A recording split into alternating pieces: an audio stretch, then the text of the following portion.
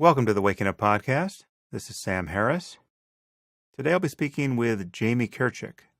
Jamie is a journalist and foreign correspondent, currently based in Washington. He's reported from all over the world: Africa, the Middle East, Central Asia, various countries in Europe. He writes mainly now for the Daily Beast, and he's also a columnist for Tablet. And his first book, coming out from Yale University Press, I believe next March 2017, is entitled The End of Europe: Dictators, Demagogues, and the Coming Dark Age.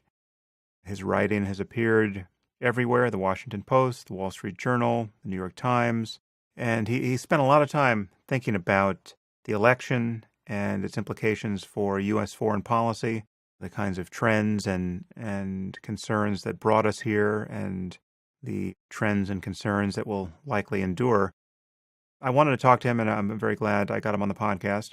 And we dive back into politics here, talking about the election and the coming Trump presidency, mostly with a focus on the implications for foreign policy. So if you are concerned about the world and what happens to it on our watch, well, then you might find something useful here. And now I give you Jamie Kirchick. I'm here with Jamie Kirchick. Jamie, thanks for being on the podcast. Thank you for having me, Sam. Tell our listeners how you describe yourself at this moment and what you mostly focus on. So I'm a journalist based in Washington. I focus mostly, I'd say, on foreign affairs, Europe, where I used to live, working for Radio Free Europe for a couple of years. But I write about increasingly domestic American politics. I was sort of pulled into it by this election. I write for the Daily Beast primarily, but also for Tablet, which is a Jewish-themed website, and lots of other publications. I've been noticing you. I forget how I first noticed you. I think it might have been on Twitter, which is somewhat ironic because the influence of social media on our thinking at this moment is so depressing, and I think we'll probably talk about it, but I think I discovered you that way, and I've actually discovered a few podcast guests that way. So it's useful for something. And I've noticed that you and I are worried about many of the same things, and obviously we share these worries with many people. So there's a lot to get into. It seems to me that we are engaged in a war of ideas now that's not really between the left and the right so much as it's between liberals and illiberals, because we're finding illiberals on both the left and the right, and people are falling into identity politics and conspiracy thinking, and they're producing fake news stories and standing in opposition to free speech. These trends are just, they're antithetical to getting a grasp on reality and reasoning honestly about it, and yet this problem does cut across political lines. We might argue that any one of these things might be worse on the left or the right at this moment, but it's hard to align politically in a way that is easily summarized on many points of real significance. And all of this seems to have crystallized with the election, but there's so many topics here which I've heard you speak about and I've seen you write about, which are related. So there's kind of a through line here where you can talk about the failures of the Obama administration at the level of foreign policy. So, the red line in Syria, for instance, and subsequent Russian involvement there. And then the migrant crisis to Europe, which is leading to the possible dissolution of the EU and the rise of nativism everywhere. And then this is giving us this spirit of anti-globalism and a fundamental distrust of the media and even a disdain for the very concept of a fact, right? So again, this all seems to have been brought to a kind of a crystalline focus with Donald Trump. So I've kind of put out the terrain there. To tell me how the things look for you at this moment. There's a lot to unpack there, but I think you're right. And I agree that we're in new political terrain where someone like myself, who really, I consider myself center-right. I work for a conservative think tank. I usually vote Republican. But I found myself so viscerally opposed to Trump almost even more, radically anti-Trump than a lot of my left-wing friends. Um, and having lived in Europe, you see this sort of political realignment of the extremes coming together on the far left and far right. So, there's this Syriza government in Greece, which is sort of neo-communist, and they've been praised by Hungarian fascists that I've interviewed, Hmm. because they're all sort of anti-liberal, illiberal, in the classic sense of the word. And during the campaign, I wrote an article for the Daily Beast that got a lot of angry responses where I really called out some of the lefties for Trump. And one of whom I just said out loud was our very good mutual friend Glenn Greenwald, Mm-hmm. whose entire approach to the election was basically, it could be summed up as, well, Hillary Clinton is a lying neocon, neoliberal, corporate warmonger shill, and how dare you accuse me of passively aggressively supporting Donald Trump?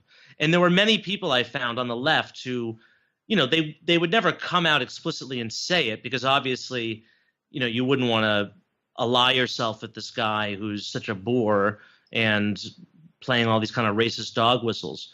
But I think Trump actually had a lot in common with sort of the far left, certainly in terms of his worldview and his view of American power, and his belief that America should just kind of mind its own business and stay at home. Yeah. The kind of anti-imperialist left, if you will. But yeah, we're in a really dark time. And you also brought up this issue of, how much of what we're going through now is it a response to Obama? And I do think that there's an element of this, and we can talk more about sort of the alt-right. And there seems to be a lot of self-flagellation now from liberals, in which they're sort of accusing themselves of not being, in touch with middle America, and the media was, sort of navel gazing, and we talk in this bubble. SNL had a skit about the bubble last week. Mm-hmm. And I've written a lot about political correctness and free speech, and I am the first person to criticize the left for this. Yet as strongly as I loathe the kind of social justice warrior left, and when President Obama refuses to say Islamic terrorism, none of these things in my mind justify a vote for Donald Trump. Mm-hmm. And I feel like a lot of people who might not be as nuanced as, Sam Harris and Jamie Kirchick, they basically threw up their arms and they said, you know what, I can't stand this anymore. I'm being told that there's 69 different genders.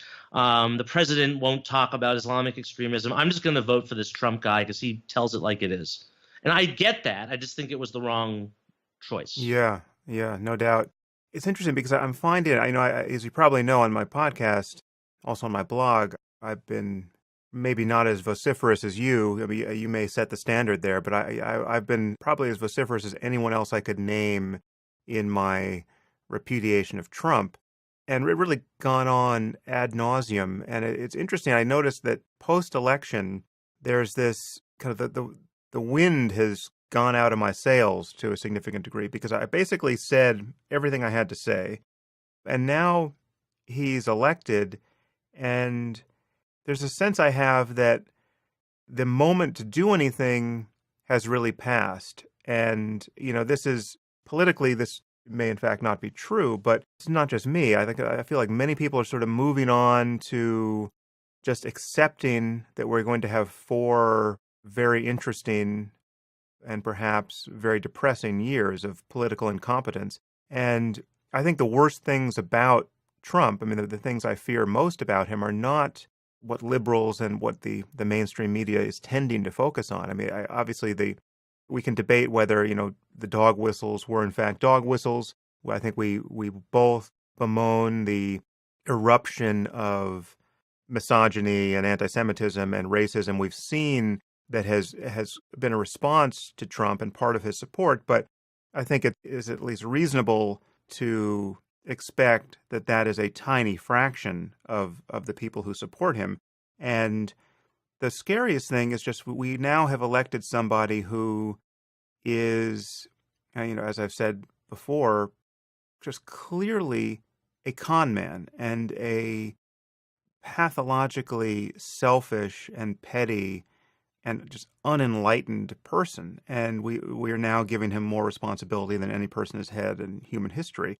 And so it's incompetence and dogmatism and, this kind of the petty tyranny of a psychologically not entirely healthy person that I worry about more than the prospect that he is a deeply racist or, otherwise ideological person. And so maybe react to that. And Yeah. also just the concept of how normalizing this is almost irresistible even for critics of Trump, because it's just that you just can't. What are we just going to complain endlessly for 4 years now? Is that Yeah. our new job?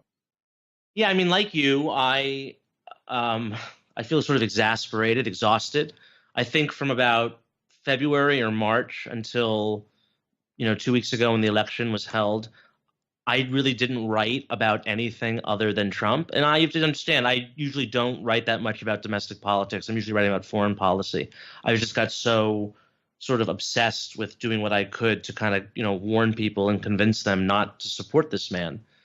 And now there's sort of a feeling like, wow, like it didn't even have an effect. And what does it say about our country that however many tens of millions of people would fall for, as you said, an obvious con? And I actually wanted to ask you later. I mean, to me, it almost one article I wrote about Trump was that he most reminded me of L. Ron Hubbard, Mm. and he almost seems like a cult leader, and that his pull over his supporters is very similar. I mean, when he got up and said, I could shoot someone on Fifth Avenue and my supporters would still support me, he's right, and that's not the kind of language of a democratic political leader. It's the language of a dictator, or sort of David Koresh or Jim Jones. Mm. And as someone who studies faith and religion, I'd be curious to know your views on that. But just one last thing. I mean, I agree that I'm much less worried about the implications and the consequences domestically. I think a lot of people on the left are getting a little hysterical about America turning into Nazi Germany overnight. What I'm much more concerned about, and this stems from my experience having lived and worked in Central and Eastern Europe, is really the effect that he will have on the world, and particularly that part of the world. I think the biggest story of this election that still has not been fully explained is Russia and their Mm. involvement in this election. I mean, the tactics that they used in hacking the DNC and John Podesta and then using WikiLeaks as a front, these are the sorts of tactics that I witnessed as a reporter in Kyrgyzstan, okay, which is like a Soviet backwater. It's the kind of stuff that the Russians would do in like the third world countries that they once ruled. To see them actually use these kinds of tactics in the world's greatest democracy, so called, and to basically get away with Mm. it is really appalling. And I still don't think that we've fully wrapped our heads around this. I think part of the reason might be because a lot of the journalists on the left who sort of wrote about this story were kind of like Johnny come lately Cold Warriors. It's like, oh wow, all of a sudden, like Josh Marshall cares about Russia all of a sudden. It's like, it would have been nice if you were there for the past 8 years during the reset, President Obama's disastrous policy towards Russia, or when you were laughing at Mitt Romney for saying that Russia was our greatest global security threat, which I think is evidently true now. Mm. And so this whole angle, the Russian angle, their involvement in our election, also their involvement in a lot of this kind of fake news that you're hearing a lot about, Yeah. and sort of just kind of, I mean, there's a friend of mine, Peter Pomerantsev, who wrote an excellent book about Russia. It's called "Nothing is True and Everything is Possible," and it's about his years living as a TV producer in sort of Putin's Russia. And it's a brilliant book about sort of the surreal postmodernist Russian world where there's fake political parties, and it's called managed democracy. And as the title suggests, nothing is true and everything is possible. And I never thought that his book, which just came out a couple of years ago, would so accurately describe the kind of postmodern world that we're entering now in the United States, where basically a candidate can get up, lie through his teeth, left and right, and people just don't. Like you and me get really angry and we fume and scream and the media goes crazy, but a lot of people don't care. That's actually been the scariest aspect of this election for me, because you can, intelligent people can disagree about what we should do about trade, say, or Right. immigration, or Islamism, or I mean, all of these topics have room for diversity of opinion. I mean, not every relevant topic does. I think if you're dismissing climate science at the moment, you probably don't deserve a seat at the table for debate. But we could disagree about how bad it is, or what we should do about it, or what the likely implications are. But this kind of post-fact moment where people no longer care what the truth is, and there's a kind of nihilistic delight in just setting the universe of information on fire, right? I mean, this fake news orgy is just unbelievable. So I think you have seen both of these articles, or you know about both of these stories. A couple of days ago, there was an article in the Washington Post about these two Yeah. guys in California who have made up Liberty Writers News is their website, and they've got millions of readers, and they're making probably some hundreds of thousands of dollars a month just creating fake news stories, which have been lapped up by Trump supporters, and they were part of this Facebook scandal that may in fact have influenced the election, where Facebook became an organ of disinformation, publishing these stories. And as you say, so there's this now cottage industry sponsored, or at least inspired by Russia, right? And in some Eastern European countries, just creating fake news websites that have significant currency in the U.S. Again, this happens on the left and the right, but now I'm talking about right-wing versions of it. But this other story, which was just completely insane, which I just heard about yesterday, which I think is going by the name of Pizzagate. Oh, yes. The story about this pizza parlor in D.C. that was alleged to be running a child sex trafficking ring run by Hillary Clinton and John Podesta, right? And this is, I mean, apparently believed by people, right? So the owners of this restaurant are getting death threats by the hundreds, and you know their lives are completely upended. They've got photos of their kids online being circulated on crazy websites. It's pure insanity and should be recognizably insane to anyone who cares about what's happening in the world, but apparently it's not. And so, I mean, this breakdown of valid forms of information and is a kind of moral equivalence where any error found in the New York Times is considered to be on par with a fake news website that is just manufacturing propaganda out of whole cloth. It's terrifying. Let's focus on that piece a little bit and on Russia's putative involvement here, because whenever I have circulated stories about Russia hacking the election, I have gotten back, by the dozens and more claims from Trump supporters that all of that's made up, that there's no evidence that Russia has been involved in anything. Have you seen that, and what's your Yeah, reaction I to mean, that? there's this sort of, you're being a McCarthyite. They love to throw that word around. I mean, look, there's two issues here. There's I'm not alleging hacking of the ballots or the election system. In fact, Right. it was Donald Trump who was the one who was going on and on about the rigged election system. I'm not alleging that. Hmm. What we do know is that Russian hackers basically committed cyber Watergate at the DNC, and then they used WikiLeaks, which is their front.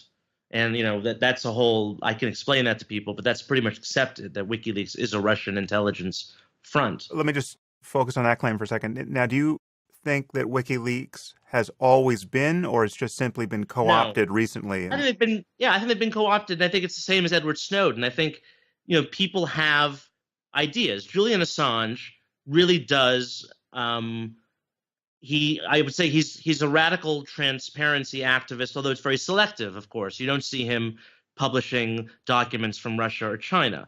What I think he is he's just your typical sort of far left anti-American Hmm. Australian, of which there's a long pedigree. And the Russians were very smart, and they were able to basically co-opt him. He had a show on RT, which is the Russian propaganda channel. And so they're basically being used now as a front for Russian intelligence, and they have been for quite a while.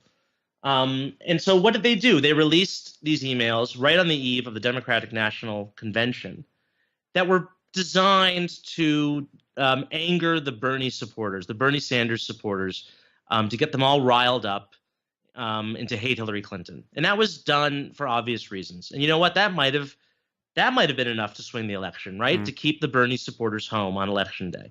So we know they did that. We know they hacked the Podesta emails. These are not, made up. This is true.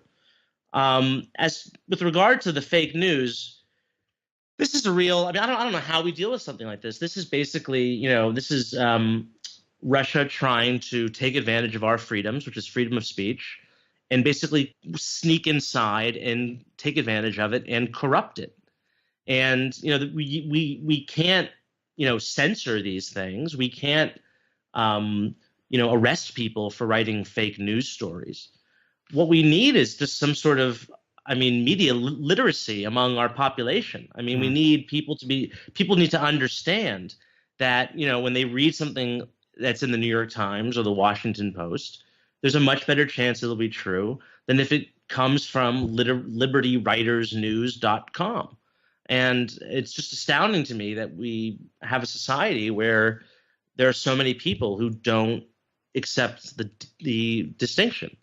Yeah, well, unfortunately, every case of error or bias on the part of a institution like the New York Times does so much damage to their Right. credibility. And obviously, there are people who are poised never to accept anything they say ever again. So those people may be irreclaimable, but still, it's just to notice. Because we have people on the op-ed page of the New York Times, someone like Nick Kristof, right, who Right. will reliably make the most charitable thing is to say an error of judgment about something relevant to Islamism, say, or Right. he won't recognize that Ayaan Hirsi Ali is or should be considered a feminist hero. He Right. will basically castigate her as a bigot, right? Yeah. And as you probably know, the Southern Poverty Law Center just did this. Yes. They put together a list of, quote, anti-Muslim extremists, and Ayaan and Majid Nawaz are both on it.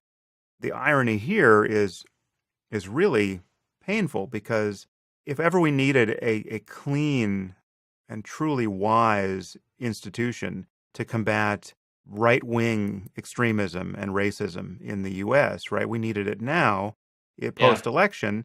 But as far as I'm concerned, the Southern Poverty Law Center is irredeemable on the basis of this, the magnitude of this error and the fact that they have just doubled down on it and defended it. Yeah, I see them being quoted a lot over the past couple of weeks on sort of the spike in hate crimes after Trump's election, and it really angers me for precisely the reason you say, because they totally have a political agenda. They slandered Majid and Ayaan Hirsi Ali, who are heroes of liberalism, frankly.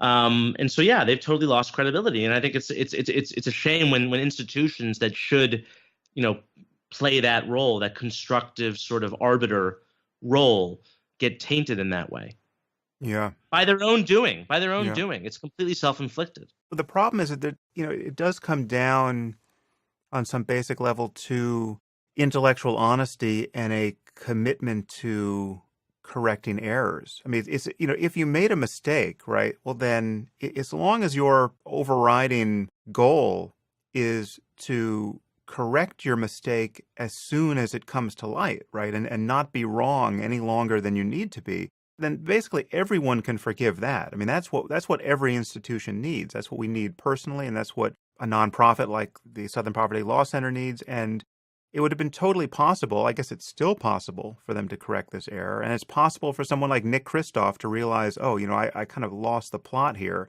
I've been defending Islamists in many respects and castigating a truly courageous and victimized person. It would be possible to correct this error and issue the appropriate mea culpa, and the institution would be intact. But either there's just people have too much going on and they just can't they can't take the time to figure out how they got things wrong, or there's this all too human tendency to double down in the face of criticism, and it's really damaging, and it allows people to now, going forward, no longer distinguish between real journalistic enterprises that are trying to get the facts straight most of the time and these confections of just teenage insanity, where literally you've got like 18-year-olds with their laptops Yeah. defining the worldview of millions of people. Well, yeah, and what I worry about is that Trump is so awful. He's so manifestly awful that I feel like a lot of our sort of mediating institutions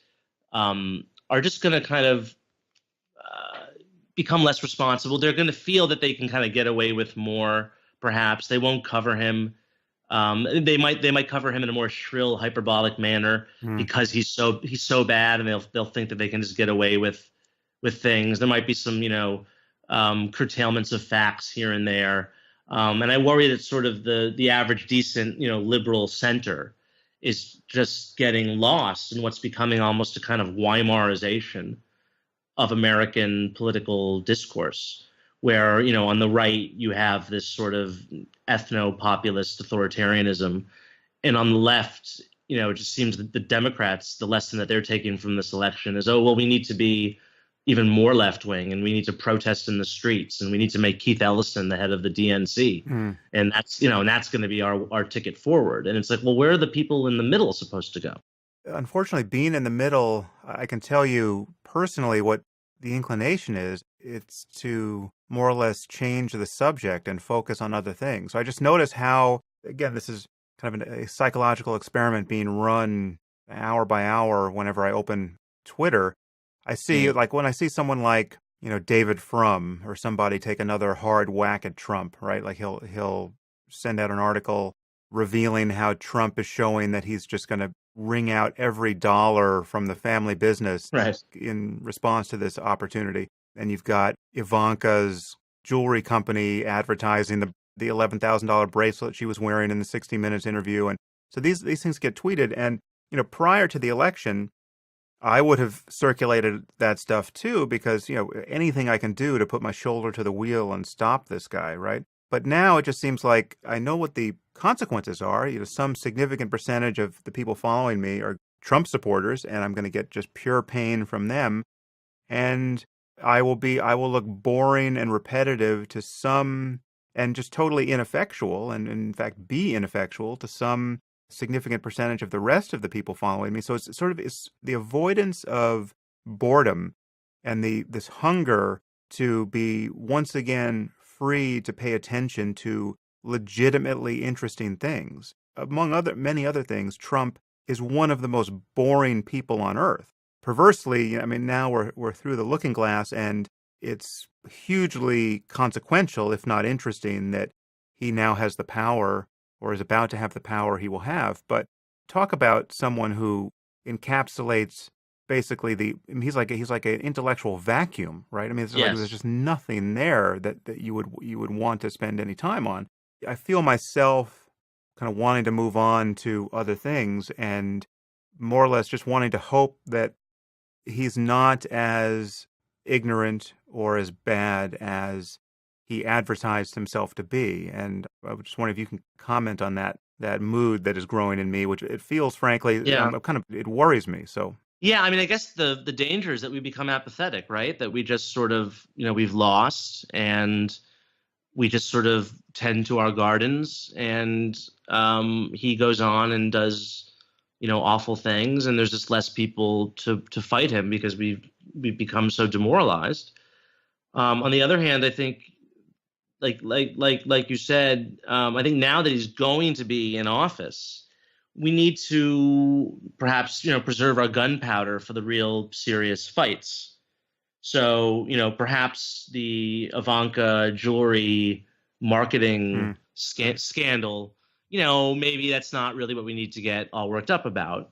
I mean, similarly, there are a lot of people talking about over the weekend how Trump, was tweeting these attacks on the Hamilton cast for lecturing Mike Pence, and how that coincided with the $25 million settlement that he just made in the Trump University case, and how that was sort of expertly timed to distract us. He could distract us with this silly scandal about Hamilton, while the real story is the fact that he just settled a fraud case for $25 million. right. So I think we need to be vigilant in terms of where our outrage goes. Yeah. And in terms of Trump himself and how he performs, look, no one would be happier if he becomes Harry Truman and just, becomes this great president and surprises everyone. I really don't think that's going to happen. But if it does happen, then I'll be the first person to admit it. If that does happen, though, what I think will have been lost is this sense of sort of honesty and decency in politics. I mean, maybe it's been gone already, but I feel like if Donald Trump governs as some sort of like Rockefeller Republican moderate, then like what was the entire point of that election when he got up there screaming and yelling about locking Hillary in prison and the whole litany of things? Like then we've truly entered this postmodern era, right, where you can just get up and shout ridiculous things and just no one takes anyone seriously anymore. Right. Yeah, that's something I commented on a couple podcasts back, I think, after his acceptance speech, which I found alarming just in how benign it was and how antithetical it was to how he had campaigned. And I was just trying to take the position of a person who had voted for him, right? Chanting lock her up as the happy mantra of the campaign. What did it mean to that person to see Trump say nothing but good things about Hillary? And now we learn today he said he's not going to pursue her. Right. So now we learn, who's the cuck now, right? I mean, now we learn he's not going to do any of that, right? Now, what else is he not going to do? So is there anyone who supported him rapidly who cares about this mismatch between who he said he was and what he said he was committed to and what, in fact, appears to be true of his looming presidency? It's just this lack of concern about what's real and just this indulgence of the theater of getting people's attention, right? It's just like it doesn't matter as long as I'm up here on stage making noise, I don't even have to speak in complete sentences. And yes, I could shoot someone in Times Square and you're all going to stay with me because you love this shit, right? And it's just this is not something that, for all her flaws, and for all her deceitfulness, right, and all her guardedness with the media, this is not something that Hillary Clinton was remotely doing. It is bizarre. I mean, it would be amazing for him to move forward and be essentially the Democrat that everyone thinks is hiding in there, at least on most issues, and pursue a massive infrastructure project that he manages to get through because the Republicans are now in his thrall, and then basically do 8 out of 10 good things. That would be amazing. Although again, I share your skepticism about whether it's possible. Yeah, and it seems that there's like two kinds of Trump supporters. They're the ones who like fully believe and want him to carry out every kind of cockamamie promise he made, and then there are the more cynical ones, the operators, the ones in Washington D.C., the Newt Gingriches, the Kellyanne Conways. And these are the people, I think, who always knew that he was a bullshit artist, frankly, but that he obviously clearly had some amazing ability to connect with people, and they were willing to kind of ride the tiger. I'm not sure which is worse, if you actually believe that he's going to deport 11 million people and, all this nonsense, or if you cynically attach yourself to this because you want power. I mean, neither of them are very good. What I worry about is, are these kind of radicalized people, if they don't get what they want in a Trump, how are they going to respond? What's their next move going to be? Do they become more radical right wing and go for someone, some other demagogue who comes along, or do they reconcile themselves to the reality of politics and basically agree with him that, the Trump's whole shtick was moving the Overton window, so we could get more money out of our NATO allies. Was, the whole purpose of threatening to leave NATO was to get them to pay up. And we knew that all along. I'm not sure. You might define Overton window for some listeners. I think it's a little esoteric bit of internet knowledge. I guess I'm not sure where it maybe it was Glenn Beck, or I'm not sure exactly where it comes from, but it's basically this notion that in politics or in negotiating, you initially come out with an extreme position to sort of move the conversation more in your direction. And it's also this notion of the window that bounds what is acceptable to talk about. Right. So it's like now it's acceptable to talk about deporting 11 million people, say, or a registry for Muslims or something. I mean, We're now actually debating this. Yeah. Well, let's talk a little bit more about the Trump presidency before we talk about the whole world. What are any of these appointments that he's made thus far as scary to you as they seem to be to people on the far left? I mean, Bannon is bad, but I think so. Steve Bannon is Yeah. the former kind of overlord of Breitbart.com. But I think the way that the debate was framed was wrong, and that it seemed, for whatever reason, that the anti-Semitism charge was the one that people seized upon. And I think that was wrong just because the evidence for it is not as strong as some of the other charges against him. I mean, the evidence for Steve Bannon being an anti-Semite basically boils down to, his ex-wife in divorce proceedings said that he made some bad remarks about sending their kids to a school with too many whiny Jewish kids. And he may have said that, but you know what? It's in a divorce proceeding, so that's really not the best evidence. And then there were, a couple of headlines at Breitbart, one calling Bill Kristol a renegade Jew for not supporting Trump. And then there was a really nasty article about Ann Applebaum, the Washington Post columnist, although that was published after he had joined the Trump campaign. So I think that they were wrong to seize upon the anti-Semitism charge. What I think is obvious is that anyone who spends 10 minutes reading Breitbart, it is clear that this is a toxic sewer of race baiting and xenophobia and nativism. And it's just an ugly, disgusting, conspiratorial website. And that's enough evidence. And so there's been this weird debate in the Jewish community where a lot of kind of right-wing Jews are defending Bannon because he loves Israel and he's such a Zionist and yada, yada, yada. And it's like, have you learned nothing from history? I mean, if the guy is attacking, Mexicans and immigrants and has an entire section of the website devoted to, quote, black crime, what are the chances are that he's going to be good for the Jewish people? I'd say they're probably slim to none. And so there's this interesting debate going on among Jews where it used to be more on the left, and sort of the far left would have its good Jews and its bad Jews, right? And the good Jews were the Glenn Greenwalds and the Noam Chomskys and the people who, were anti-Zionists and criticized Israel. And now on the right, we're seeing a kind of mirror of this, where the good Jews to them are the ones who, defend Steve Bannon, and they want to basically, expel all the Arabs from Israel. And there's sort of Jews are now being kind of instrumentalized politically by both sides. And so for the far right, for the Trumpkins, they're seen as, the Jews are the kind of the tip of the spear fighting the Muslim hordes. And that's why we like Jews. And that's why we like Israel.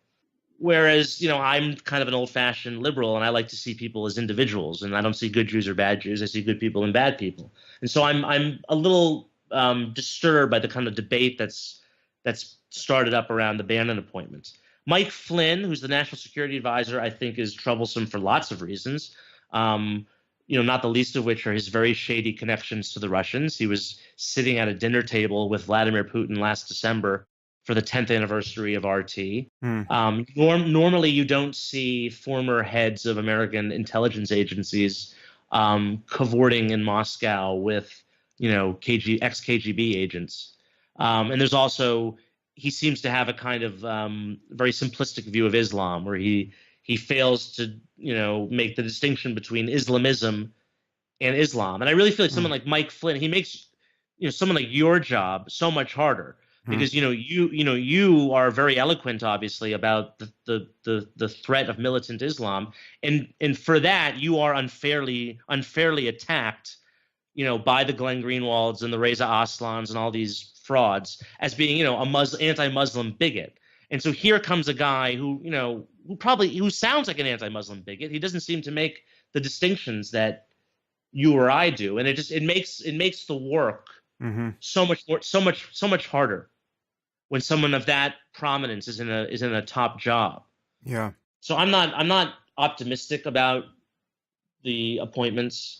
On the other hand, there's only so many of these sort of, crazy, lunatic, thuggish people around him that he has to give jobs to. I mean, he has to appoint. How do you feel about Giuliani or any of the other? Rudy Giuliani, that was my kind of Republican. I remember, after 9/11 and just admiring him so much and really, kind of rooting for him in 2008.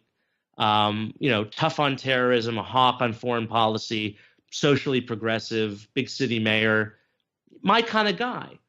And then just watching his behavior throughout this campaign. What happened to his brain? I'd actually would like to see an imaging study done of his brain, because he just seems like he's become some kind of dementor. I mean, he just seems psychologically unhinged. Yeah, I mean, I was there at the convention when he gave that speech, and it was it was probably one of the most memorable moments of the convention was him screaming about, radical Islamic terrorism, and it was almost like orgasmic, the sort of shivers he was getting up his spine. So he's been a real disappointment as well. But yeah, there's not much hope in terms of the appointment process. So we'll spend a little more time on Russia and the implications of her involvement in Syria. It certainly seems, and I don't have any significant expertise here at all, I mean, just beyond just reading the newspapers, but it does seem like Putin is getting, apart from what it must be like to live in Russia at the moment, he seems to be getting everything he wants on the world stage, and he is making life incredibly difficult for us, and for Europe. Even the mere existence of the EU is put in jeopardy by what's happening in Syria and the predictable European response. So, yeah, you mentioned this earlier, and that's the connection between Russian involvement in Syria and the migrant crisis. I mean, and you can draw a direct line from Russia's involvement in Syria, militarily backing Assad, bombing hospitals, bombing civilian centers, and the breakdown of the EU, which is one of the paramount goals of the Russians, is to destroy the EU. And basically, you've had this mass migrant wave. Most of these migrants, the vast majority of them fleeing Syria, are fleeing Assad and the Russians. They're not fleeing ISIS. As bad as ISIS is, the vast majority of these people are fleeing Assad. So what happens? They come into Europe by them. Over 1 million people. And they're basically leading to the rise of populist politics. And it's not a coincidence that these populist parties happen to also be anti-EU, anti-American, and pro-Russian. Now, I'm not saying that this was the purpose of the Russian involvement in Syria. The primary purpose of Russian involvement in Syria was to back up the Assad regime, which is a client of Russia. The fact that there are so many migrants, pouring into Europe and they're having this sort of destabilizing effect is a nice, side effect for Putin. It's not the main reason why he's doing it, but he's perfectly happy to see it occurring. Why would Putin be so loyal to the Assad regime? I mean, this goes back decades. With his father Hafez Assad was a Soviet client from the 1970s, really.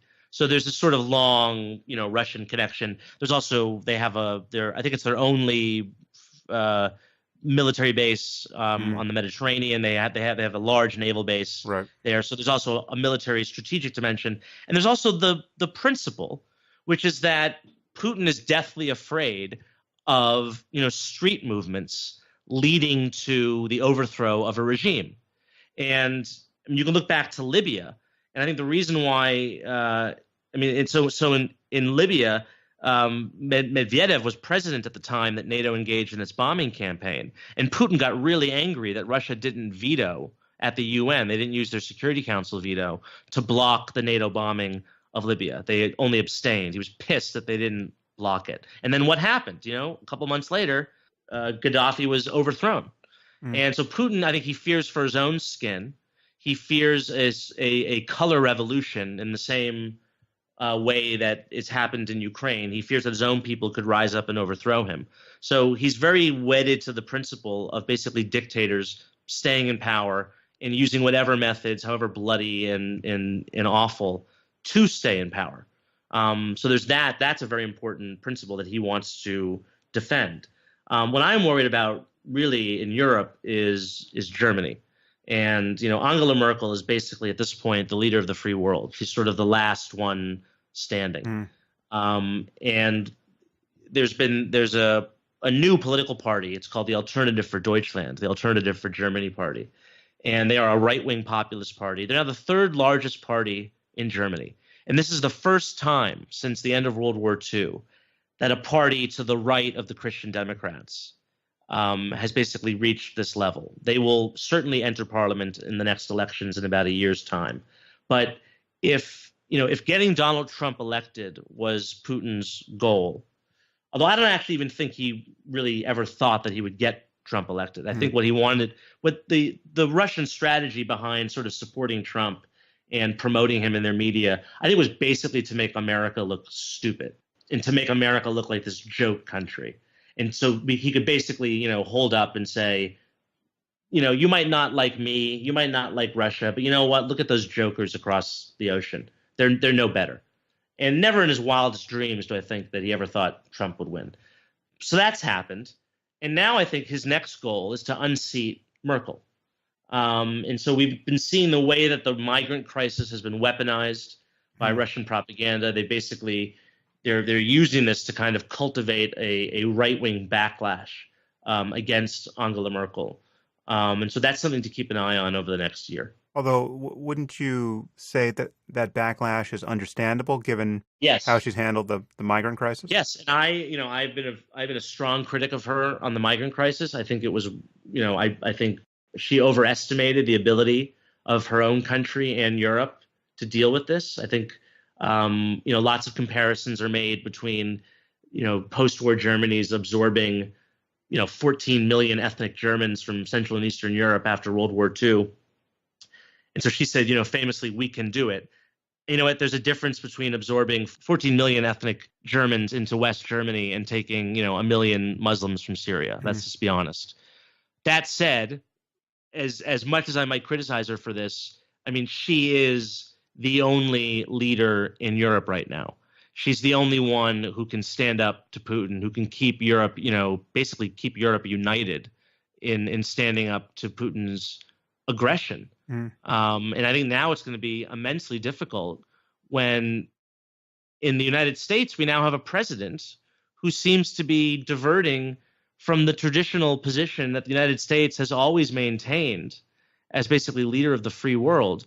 And now we're going to be entering into this sort of, uncomfortable, concert with authoritarian powers. And that's unprecedented. I mean, when Europe, there's been lots of comparisons being made to, the 1930s, but let's not forget the Anglo-American democracies, Britain and America, they resisted the tide of sort of authoritarian right-wing populism. Well, in Britain, they've accepted Brexit, and in the United States, we've just elected Donald Trump. So the traditional poles of, sort of liberal transatlantic resistance to authoritarianism are not really there anymore. What do you make of the fact that the tide of public opinion really seems to have turned on this issue where globalism is spat out as a term of abuse, really? Yeah. And really any thought that the U.S. should project power in a benign way is ridiculed as just warmongering and neoconservative delusion.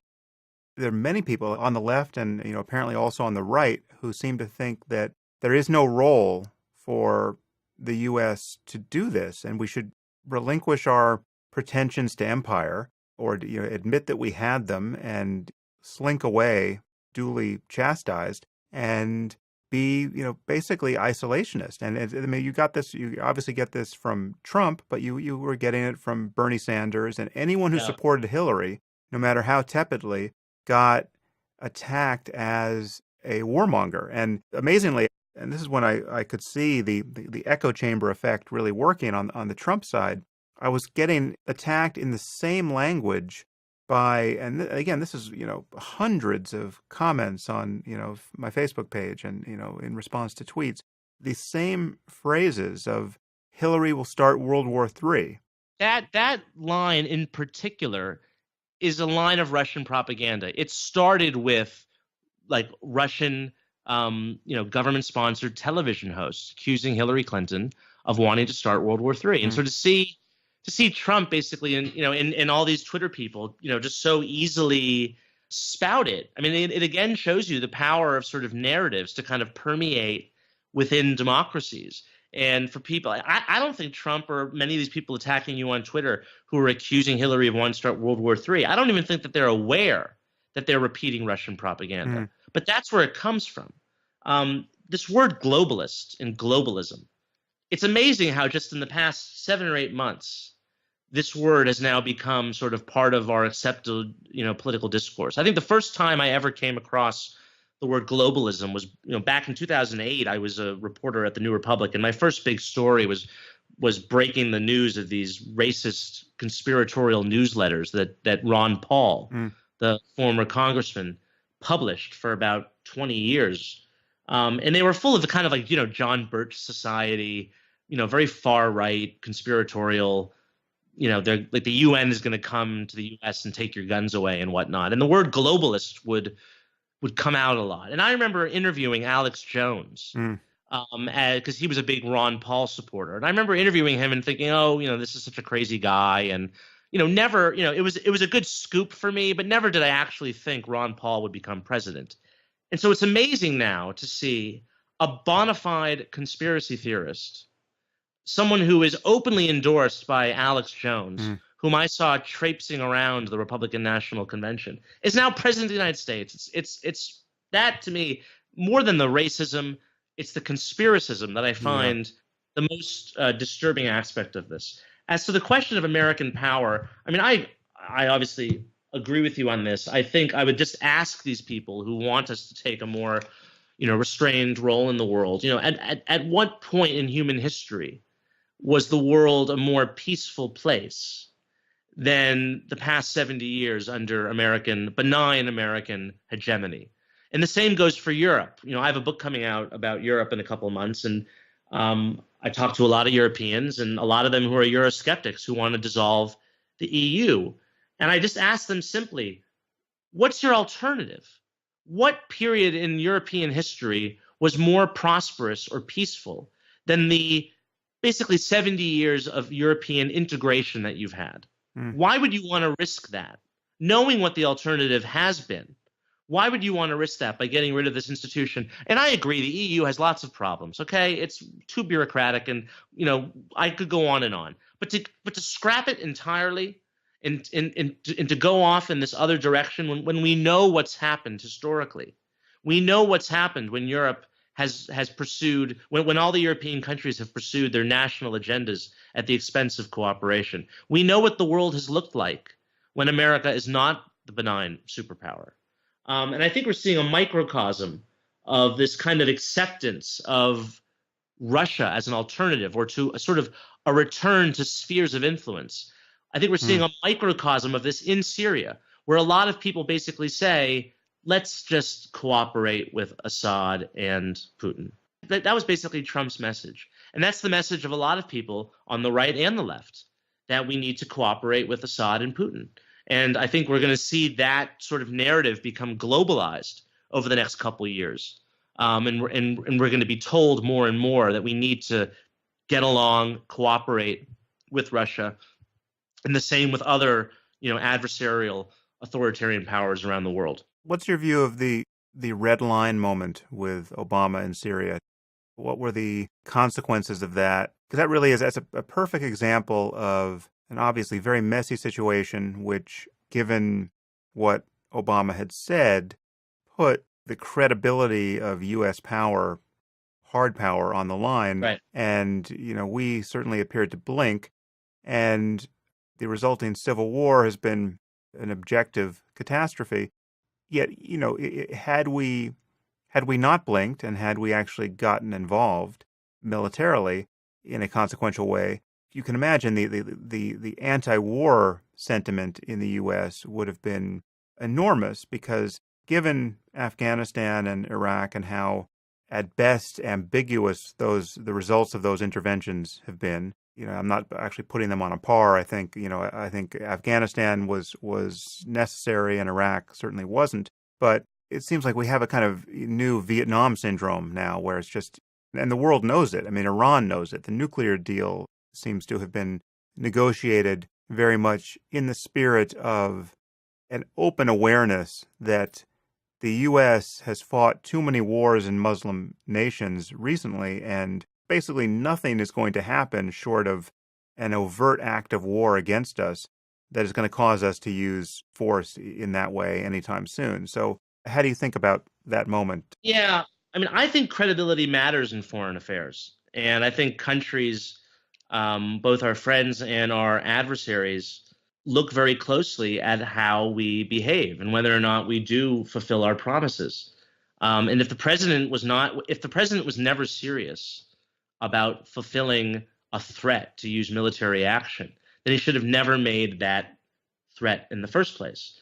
And there's been a lot of talk now. I mean, I think Vox did a huge, article where they were saying, well, actually, the notion of credibility is just sort of a neocon term to, scare people into fighting wars all the time. And they tried to, prove this using quantifiable methods, as if something like credibility could be quantified. I mean, there's no way you can quantify that. The only way to know is to ask Vladimir Putin, ask the mullahs in Iran, how did you calibrate your behavior based upon what you perceived as the actions of the United States? And certainly when you talk to our allies, you can the French president Hollande has come out basically and said, yes, the red line, failing to fulfill that was a tragic mistake. You can ask, the Taiwanese, or the Japanese, how do they think China responded to the failure to implement the red line? So I think credibility matters. I'm going to ask the second question about sort of the war weariness and what we should have done in Syria. I mean, I don't think anyone, not even John McCain, was ever calling for a commitment of ground troops into Syria. I think what they were calling for, 3 or 4 or 5 years ago, was to use, airstrikes on the Assad regime, to take out the air force, to destroy the runways, to hit regime targets. And I think that could have been done. I think it should have been done. I think every negative consequence that Obama and his supporters have basically said would emerge from U.S. military intervention has happened, right? There's a vast humanitarian crisis. 500,000 people are dead. We have the rise of ISIS, of Sunni Islamic extremism. All these nasty, horrible things have happened with basically the U.S. doing nothing. So I take the view that we could have done something, and there's a good chance that the outcome would have been better than the mess that we're in now. What do you think we should do now, if anything? I mean, I still don't understand why we're not supplying more arms to the opposition. Isn't the ready answer for that we don't know who the opposition are, or insofar as we know who they are, most of them are essentially indistinguishable from Al-Qaeda? I mean, I think that's that argument. I'm not an expert on Syria. I think that line is used a little too indiscriminately, and there are moderate Syrian rebels. We know who they are. We know that they're there. But this is basically, I see the Syria policy, you have to understand, is a function and a consequence of the Iran policy. President Obama wanted to make a deal with Iran. He wanted to reorient America's position in the Middle East by basically getting us out of there. And so he wanted to create this deal. He wanted to stop, he wanted to end the sort of, Cold War between the US and Iran. And a consequence of doing that was leaving Syria alone, because the Syrian regime of Bashar al-Assad is a close ally of the Iranians. And I think it was basically an unspoken condition of the Iran deal that we would not do anything to unseat Bashar al-Assad. And there's been a lot of, evidence to back this up over the past couple of years. And that's basically why I think we've adopted this policy. And that fundamentally hinges upon a belief that the Iranians are rational and that we can, make a deal with them in the same way that we made, the New START treaty with the Soviets. And I happen to disagree. I don't think that the mullahs are to be seen in the same way as Soviet communists were. I don't know how you feel about that. I think they're religious millenarians, and they are just not the same for a variety of reasons. But Iran for me is a pretty significant blind spot. I don't actually know what I think about the Iranian regime or the deal, quite frankly. I mean, I obviously I know what I think about millenarian Shiism, Right. and I know what I think about a regime that will allow one or more of its members to openly deny the Holocaust or promise to turn Israel into a sea of fire. The quote normalizing of that is troubling. But I've also heard, and I've never been to Iran, and I know less about it than many other countries in the region, but I've certainly heard that the Iranians in general have lived long enough under theocracy, and they just given sort of the unique history there, where it was fairly cosmopolitan, and then got pulled back to the 7th century. Among the general population, there is a yearning for freedom and even secularism that actually doesn't exist in countries that seem, at least outwardly, more benign, at least with respect to U.S. foreign policy. And again, the pragmatics of the nuclear deal, I've obviously heard both sides of the story there. Yeah. I've heard Obama's side, and I've heard, Netanyahu's side. And I don't know which to believe. So, I mean, if you have any strong opinions in this area, I'd love to hear them. Well, I'm not an expert on the nuclear deal, so I'll stay away from that. But certainly absolutely, the Iranian people are more educated, they're more cosmopolitan, they're more pro-American than any other population in the Middle East. And you hear this argument a lot. The only problem is that those people aren't the ones running the country. Mm. The people running the country are the millenarian Shia extremists.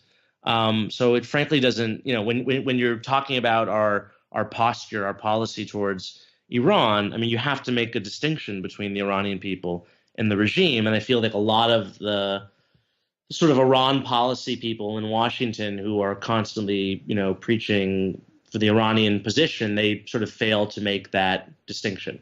Yeah. And someone like Reza Aslan, for instance, is a perfect example of this, who is constantly making these ridiculous moral equivalences between, the Iranian regime and the United States or the government of Israel. And I get it. He's Persian and he has an affinity for his country and his culture, but the guys running the country are a bunch of mass murdering religious extremists. And we need to accept that and deal with that. Yeah. To call them religious extremists, I can only assume that they are, most of them are, but I guess it's possible that individuals are more pragmatic and cynical and merely using religion to manipulate people in a way that wouldn't be true of a classic Islamist or jihadist group that we might have to deal with, like Al-Qaeda or ISIS.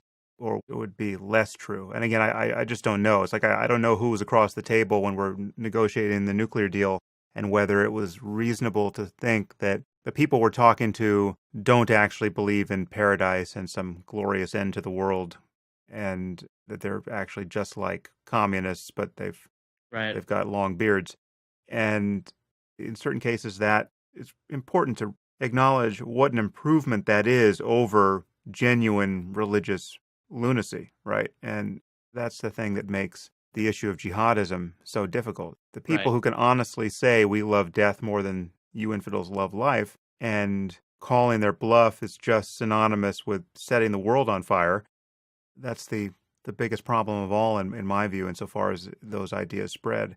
I agree, although I do think that there's a temptation to sort of and you hear this again a lot from the Iran lobby types, to sort of to rank the kind of Sunni jihadism as a greater threat than Iranian expansion of their hegemony. And just look at the Iranian role in the Middle East right now. I mean, they are fueling the civil war in Syria. They are basically once again controlling Lebanon through Hezbollah. They basically control Iraq through the Shia minority, or the Shia population there. Excuse me. And so Iran is a threat as well, and I think it's we have to view both of them, both the kind of the Sunni jihadist extremist suicidal threat is obviously a big one, but I don't think Iran is an ally, put it that way. I Mm. don't think Iran is an ally in fighting it. I think if we embrace them as an ally, then we risk basically blowing up a sectarian war. So, what are you most worried about going forward in a Trump presidency when you talk about errors made on the world stage? What's your number one concern? I'm probably most concerned about some sort of diplomatic entente with Russia over Central and Eastern Europe. I think Ukraine is going to be basically sacrificed very early on. Mm. Trump said during the campaign, he went so far as even to say that he thought Crimea might be part of Russia. And if we were to adopt that position, we'd be joining basically Zimbabwe and Cuba in recognizing what was obviously a blatant theft, really the first annexation of territory on the European continent since World War II. We would be basically blessing that. Mm. And I'm also concerned about a potential conflict in the Baltic states, which are NATO members, but which, Trump and his advisors repeatedly said, they basically intimated that those countries might be sacrificed because he alleged that he claimed that the United States would only defend its NATO allies if they paid up. And he was never really clear what he meant by that. If he meant that NATO countries need to pay the recommended 2% of their GDP on defense, which is sort of an unwritten or suggested rule of NATO. Well, in that case, Estonia pays 2%, and Lithuania and Latvia are planning to pay 2% by 2018. But again, this sort of talk is really dangerous because the mere fact that he's even, putting this on the table, that he's discussing, sacred treaty obligations as basically business transactions. Mm. It destroys the entire concept of deterrence. I mean, the reason why we never had World War III in Europe during the Cold War was because the Soviets really believed that we would go to nuclear war over West Berlin, and they really believed that we would stand by our treaty commitments. That's why we never had another war on the European continent with the Soviet Union.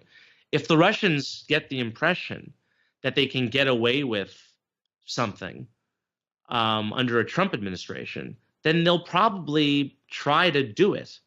And so that's what I'm most worried about. It's interesting. I could just, insofar as I feel like I have my finger on the pulse of the American people, I would bet that if you just put the question to people, under what circumstances would you vote in favor of the U.S. going to war with Russia? The number of circumstances on that list there might only be one, and defending the Baltic states is just nowhere in sight.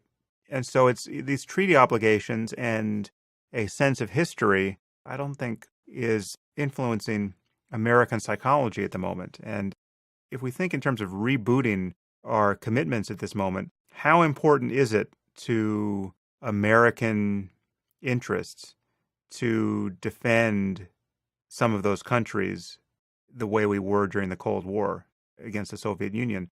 I got to think most of America would want to follow Trump down that path. Well, this is what I worry about, is that we've basically been conditioned by this campaign, and also, frankly, by the Obama years, into taking this more restrained position. Also by having the sense of having won the Cold War and having a global contest against the communist empire recedes so far into our distant memory that none of that history seems relevant to the present moment. Yeah, and I think actually a lack of historical understanding explains a lot of what we're going through right now. I mean, the fact that so many millennials voted for a third-party candidate, to me, indicates that they saw Trump not as like a nation's dictator or authoritarian. They saw him as like a reality television show clown. And, it's just because I've lived in Europe and have studied European history extensively that, like, when I saw Trump, I saw like an autocrat. I got really bad sort of images in my mind of history, and I think that may be why we ended up with Trump. Was because, look, the United States, we've been blessed. We've never been invaded by a foreign country in our lifetimes, or certainly not in hundreds of years. I think since probably the War of 1812, we've never been occupied by a foreign country. Mm. We've never lived under a totalitarian regime, and so I don't think, have the historical memory that you get from like a grandparent, right, who lived under Nazism or Soviet rule. We don't have that in this country, and so I think we were probably less immune to the temptations or sort of the wiles of an authoritarian demagogue. Whereas a country like Germany, Germans, when they look at Trump, they they see him for what he is, or they're much more afraid of him than, say, Americans are, because they have a different historical understanding and context for a man like him. What's your sense of international opinion of Trump and what has happened in the election here? I mean, Europeans are absolutely terrified because they see a president who, again, has sort of openly renounced our NATO commitments, who was, egging on Brexit. One of the only leaders he attacked by name during the campaign was Angela Merkel, who's very popular in Germany, which is sort of strange, right? That like one of the only leaders that he would go after is one of our closest allies. There's no sentimental, attachment to Europe with Trump. There's no understanding for the values that underpin the transatlantic relationship. It's purely transactional. It's purely you scratch my back, I'll scratch yours. And if you just look at the balance sheet between Europe and America, it's true. Like, we do spend the vast majority of we are funding the vast majority of the NATO budget. And to a simpleton like Trump, he might not understand why that's in our benefit. Why having a Europe that's whole, free, and at peace, that's not fighting, is actually good for America. It's good for our economy. It's good for our soft power. It's good for the liberal world order that we've upheld for 70 years. I don't think he has any understanding of that. And I think a lot of Americans don't have an understanding of it because, frankly, we take it for granted that this sort of ineffable thing called the liberal world order exists, because we've never lived in a world where it didn't exist. I fear that we're moving into a world where it might no longer exist. Yeah. No, I confess, I feel like I have been the victim of that as well. I mean, and again, as much as I've recoiled at the prospect of a Trump presidency, the end of history thesis, though I probably always on the surface critical of it, did sort of upgrade the firmware in my brain a little bit, where I basically felt that we can take certain things for granted, right? And one of those things is that we will have a democracy that functions along basically liberal principles, and there will be a commitment to more and more global integration and social order that will, largely be anchored to American power for as long as, we're alive. And it does really seem like a moment where much of that can be called into question. It's not that we are living through the Weimar years here, but it's just, it would have been previously unimaginable to think that somebody who spoke like Trump and thought like Trump could become president. And I really do see this moment from, through European eyes to some degree. Well, yeah, I've written this, and I don't mean to sound hyperbolic, but it's true. Witnessing the Trump phenomenon has taught me more about the 1930s than any book I've read or lecture I attended in college. And just seeing the, so many ostensibly rational people fall so easily for a rank demagogue and con man and liar. That has been the most appalling thing. And, in the same way that when I saw these videos of, students on campuses, screaming and yelling about Halloween costumes, or that to me sort of explained the mob mentality, and sort of like I could understand how something like Kristallnacht could happen. Just seeing all these, again, kids at elite schools just behave like they were part of a Maoist, struggle session.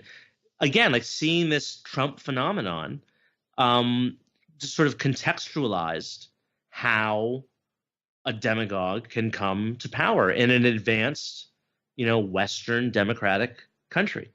You can imagine someone far scarier than Trump achieving this in the future. Yeah. It sort of broke the seal Yeah. on the worst possible president arriving because I mean Trump is so to someone like me, he's so obviously unqualified. He just sticks his feet in his mouth really as kind of as a method of communication, right? It's like it's not even there's nothing compelling about the guy. But just imagine someone who could speak like Christopher Hitchens, but who was also just as lacking ethically and had no moral center, who's just as selfish and just as committed to really only himself, or worse, one who was actually ideological in ways that he could successfully conceal up to the moment he assumed power. The sky's the limit at this moment if you can elect someone like Trump. No, he did. He really he broke a lot of our traditions, I would say, or our habits, our standards. And I feel like, everything is now fair game. Getting up and suggesting that your supporters should assassinate your opponent. Yeah. People forget that, right? He did that. Doubting the integrity of the election results. The sort of like banana republic behavior. And what was worse about it to me was not just that he said it, but that people who are in positions of responsibility and influence basically said that it was okay. At the end of the day, Paul Ryan, who's supposed to be the adult in the room, endorsed Donald Trump. And the same can be said for, countless Republican officials up and down the line across the country, people on television, like why didn't Henry Kissinger speak out? Why didn't George Shultz, these statesmen, why didn't they speak out? And how does someone recover reputationally? I mean, someone like Ted Cruz or now Mitt Romney. I don't know if the other shoe has dropped yet, and Mitt Romney has said anything positive about Trump after their meeting. But these were guys who, I mean, obviously I have my differences with Cruz and Romney, but these were guys who took a strong principled position against him early, and they said he is I think Cruz called him an amoral man and a pathological liar, and both said he was totally unqualified, dangerously unqualified to assume the presidency. How do you walk that back and not have that be some kind of obvious self-immolation, right? I mean, like, how do you accept yourself? And like, unless you have reasons, right? Unless you have an argument, like, well, listen, I had been told Trump said one thing, but when I looked into it, he didn't say that thing. So I was lied to, right? I was deceived. No, there's no argument. There's just a change of posture that is emotionally, psychologically, ethically, intellectually inexplicable, and yet with a brave face that you just kind of go forward and press ahead, and now you're, in Cruz's case, working the phone banks, trying to get Trump elected. It's just the most craven acquiescence to somebody else's growing power. It's insane. Well, what I worry about, Sam, is that people like you and me who actually care about these things are going to be in the minority. And that in a couple of years, people are just going to forget, right? I mean, if this country elected Donald Trump with all his manifest, flip-flops and lies and cons and swindles, then why would they care about someone like Ted Cruz or, whoever else, or Marco Rubio? Marco Rubio was the most devastating, in my opinion, because he's the guy who said, correctly in my opinion, that we cannot trust this man with the nuclear codes. Right. And then he endorsed him for president. Why? Because Hillary Clinton's education plan was so offensive to him? I mean, it's absurd. So, but I fear that, like, I'm just like shouting into the wilderness here, and that eventually, us sort of never Trump people are going to be in this minority, and that, most Republicans aren't going to care. And it's like the death of shame almost. And there's no consequences for this. We might want to rewatch Invasion of the Body Snatchers because it feels like that moment. Well, listen, Jamie, it's been great to talk to you. We've covered a lot, and it's great to get your voice on the podcast. Thank you so much for having me. Is there anything that you want people to pay attention to going forward? First, give your relevant Twitter address and website, and I'll have those linked on my blog. But is there anything you think people should read or think about or do going forward? Well, they should certainly look for my book, The End of Europe, coming out in March from Yale University Press, and Oh, great. I'll have a link for that. Did you go to Yale? I did go to Yale. Yeah, class of 2006. And to read, what to read? I would read Václav Havel, who's probably my favorite moral philosopher, political figure in 20th century history. Which book would you recommend? Any of his collection of essays.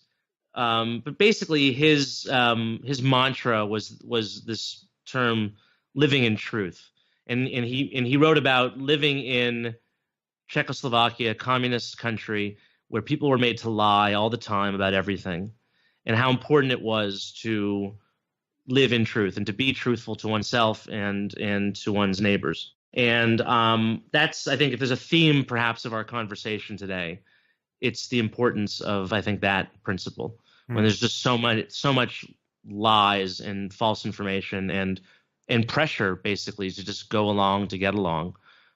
Just how important it is to think for yourself. And that's probably what I would recommend to your listeners. Nice. Well, listen, it's been a pleasure to think for ourselves together, and I look forward to the next time we do it, because needless to say, the problems we've been talking about are not going away anytime soon. No, they're not. Thank you, sir. Take care, Jamie.